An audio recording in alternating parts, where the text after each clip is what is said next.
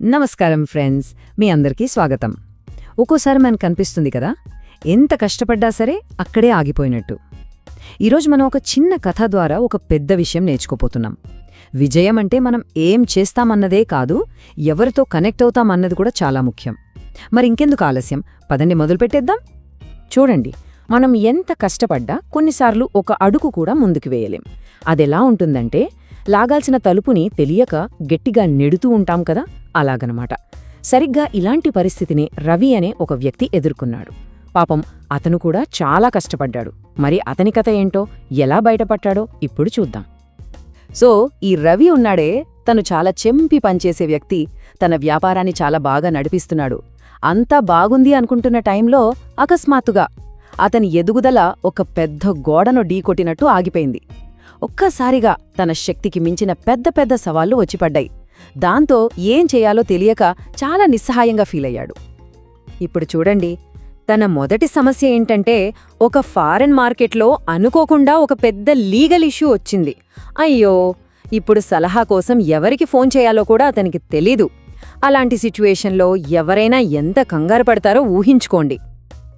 ఇక రెండవ సమస్య ఏంటంటే, ఒక పెద్ద క్లయింట్ వచ్చారు, ఒక మంచి అవకాశం.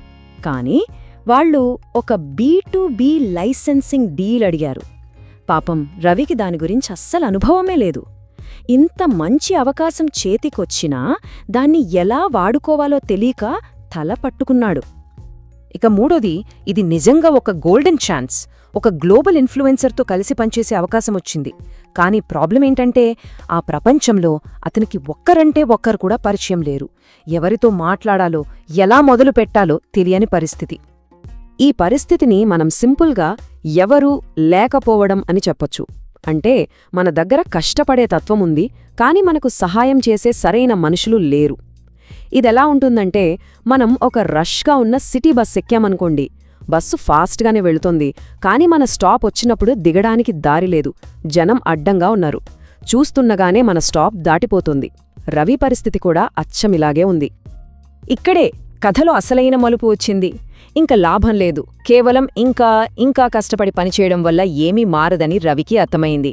తన ఆలోచన విధానాన్ని పూర్తిగా మార్చుకోవాలని ఒక గట్టి నిర్ణయం తీసుకున్నాడు.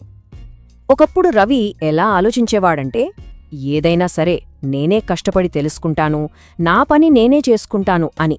కాని కొత్త ఆలోచనేంటో తెలుసా? నా విజయం నా టాలెంట్ మీద మాత్రమే కాదు, నాకు తెలిసిన సరైన మనుషుల మీద కూడా ఆధారపడి ఉంటుంది అని గ్రహించాడు.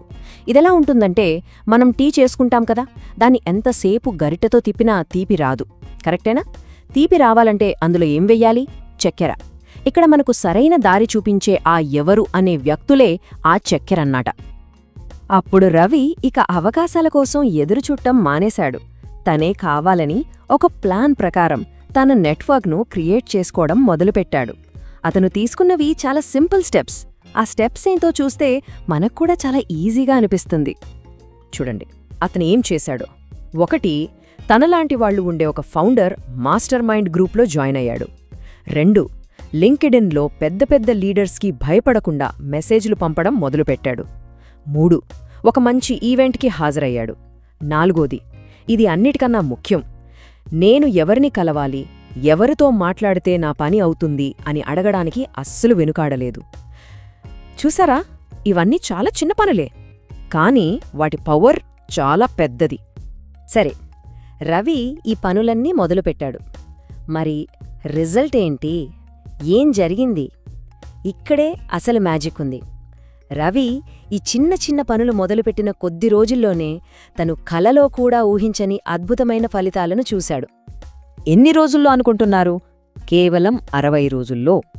అవును, మీరు విన్నది నిజమే. జస్ట్ 2 నెలల్లో రవి వ్యాపారం యొక్క రూపురేఖలే మారిపోయాయి.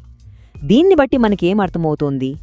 సరైన మనుషులు మనకు కనెక్ట్ అయినప్పుడు ఏళ్ల తరబడి పట్టే పని నెలల వ్యవధిలోనే జరిగిపోతుంది. ఆ 60 రోజుల్లో అతను క్లోజ్ చేసిన ఒక్క డీల్ విలువ అక్షరాల 12 లక్షల రూపాయలు. గుర్తుందా?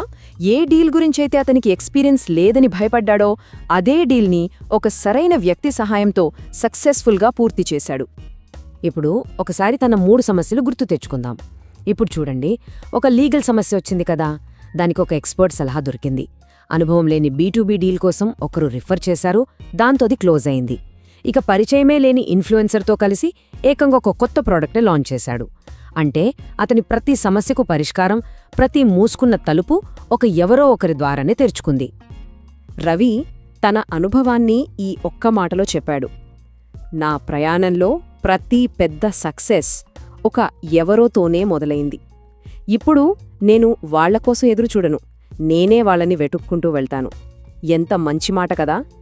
అంటే విజయం మనల్ని వెతుక్కుంటూ రాదు, మనమే సరైన వ్యక్తులను వెతుక్కుంటూ వెళ్ళాలి.